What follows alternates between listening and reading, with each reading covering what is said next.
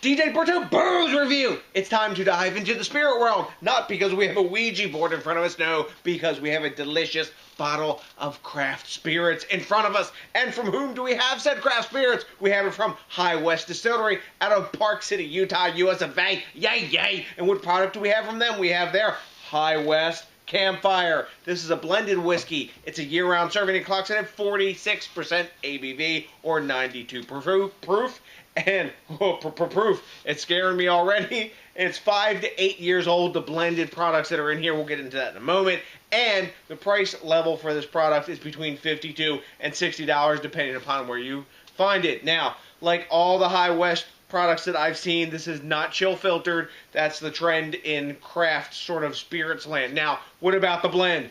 This is made of high corn content, bourbon, high rye content, straight rye, and peated blended Scotch. So what about the bourbon? The bourbon is made up of 75% corn, 20% rye, and 5% barley. The straight rye is made up of 95% rye, which is really high, and then 5% barley malt. So you got a lot of rye in there because you got rye in the bourbon too. And then the excuse me, the blended Scotch whiskey is 100% barley that's in that, and some of I guess peat smoked, because it's sort of, I guess, like Islay Scotch whiskey. So we've got that lovely blend. After they have that blend of all those whiskeys, the bourbon and the straight rye, by the way, came from MGP, or Midwest Grain Products, where they get, source all of their stuff. They don't tell you what the percentage is because that's their top secret, because it's their blend. And the Scotch whiskey, they don't say where it comes from because of possible infringements upon, trademarks and things of that sort. Okay. And, excuse me, after they take all of those three blends, they put them together, then they put that into freshly charred, I think, that's what it suggests, oak barrels that are made up of Hungarian and French oak. Now, if you look through the West products, they seem to be partial to the limousine char, or I think that's about number 4 char of French oak. So, enough ado about this. I've had this whiskey before. It's been a while. I really dug it because I like peated Scotch a lot. Lefroy, Ardbeg, all that kind of stuff. So, I really dug this back in the day when I had it. So, we've already poured this. We've let it open. That's what we do in our booze reviews here. But take a look at that, guys. It's a lovely, deep, rich caramel color. No caramel coloring added to this. No added flavors or colors to any of the West products that I know of. But, man, when you swirl this, we're going to talk about the appearance now. Man, we got tons and tons of alcohol just clanging down the inside of this glass. 92 proof. You're going to get that action going on. But it looks like delicious melted caramel in the glass. Look at that. Maybe a fall, like a deep golden fall sunset as well. Looking at it is making my mouth water, especially seeing these alcohol lakes tear down the inside of the glass. But it's pretty. You know what? There's lots of pretty booze out there that don't taste good. You know what? It's got to smell good, too, before we even taste it. So let's dive in for the aroma. Man. Big vanilla. Big spicy rye, but coming off as like baker spice. Man, caramel, more vanilla, peaty smoke, a bit of like salinity or saltiness, kind of seaweed aroma. A little bit of sort of that, what they call, like, I guess, for lack of a better word, and everybody uses it, but it's kind of nasty, the Band-Aid sort of aroma, or iodine that you get off like a peated whiskey is in there. And that's coming off as nice, sweet smoke. Man, it's making my mouth water. Burnt brown sugar, some citrus notes. A little bit of maybe like burnt marshmallow. But there's a driving sweet tone in the underpinning of all those aromas. A little bit of oak tannins to round it off, man. This, and a bit of fruitiness as well. This smells delicious. I remember really digging this when I had a taster of it. I'm going to dive in for the first taste without water, even opening it. Let's go, guys. Cheers!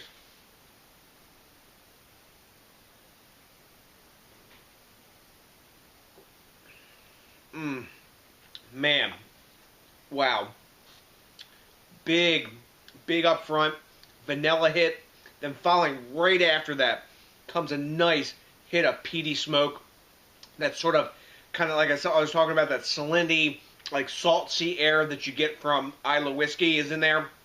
And after that, in the back end, like the finishing off, is a big dose of rye spice. I mean, the rye whiskey, the straight rye, was at 95%. And they got 20% in their bourbon that they mixed into the mix. Man, mouth-watering sort of spice and palate attack. The finishing taste is that of caramel and smoke, which is really freaking pleasant because it's sort of like sweet smoke, like if you have like sweet smoky barbecue mixed with a bit of vanilla in there from the bourbon, I'm assuming. And that corn sweetness is kind of like driving and tying together all the other flavors at the same time. Man.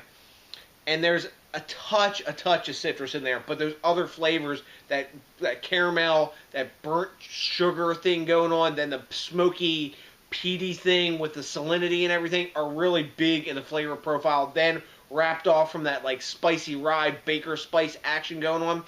Yum. This is freaking delicious whiskey. You know what?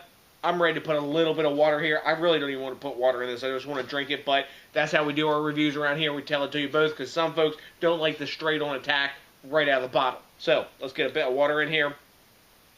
I don't think too much. I'm just going to go a couple eyedroppers here and give it a swirl. A little time to open up here with that water mixing into it, because you're kind of, what you're doing, you're proofing it down, right? When they proof whiskey at the distillery, they're adding distilled or demineralized water to create that proofed whiskey. So, we've opened it up now. Let's see what the aroma's like now that's been kind of opened or proofed down. Wow. Way more citrus. Brighter vanilla. The smokiness has been tamped down, and the rye spice is coming up now. Driving sweet tone. Man, that spiciness is now melding more with the vanilla. And it's almost like a sweet sea air kind of thing, because the salinity is coming up a bit more, and the smoke is backing off, so that like sort of saltiness that's in peated whiskey is there more. Nice tannic notes.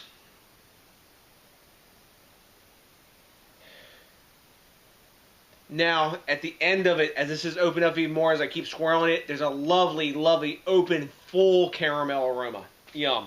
I'm diving in for another taste of this. I can't wait to actually finish this glass. Let's dive in. Cheers again.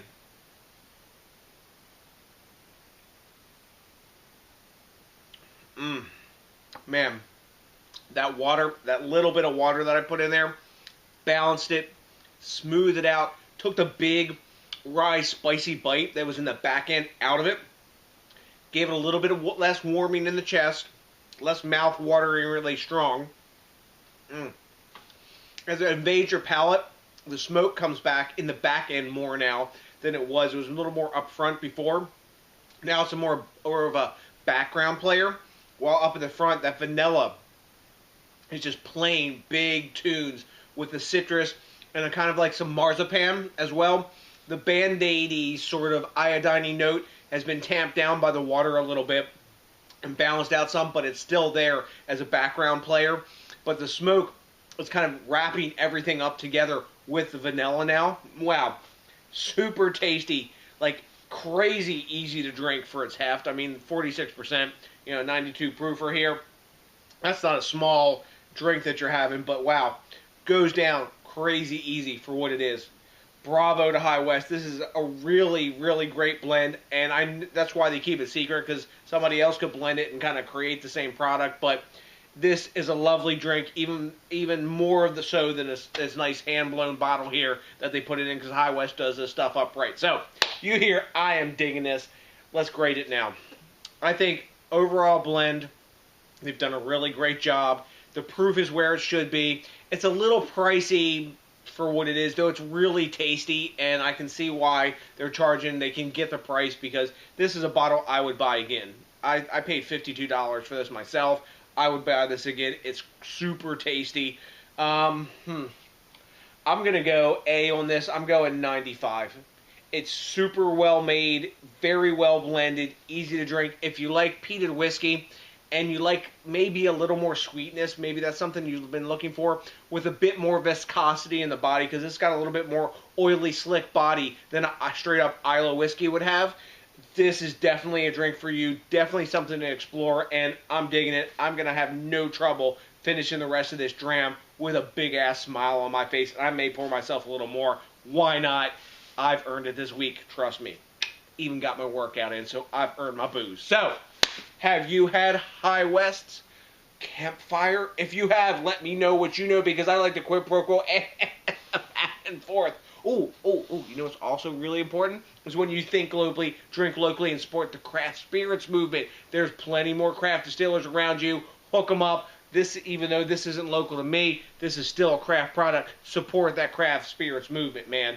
Man, because if they're producing stuff like this, that's damn tasty. You know what's also really cool? Is if you would rate, comment, subscribe, especially if there's your first time with us for a booze review, because I do tons of beers reviews, but less of these.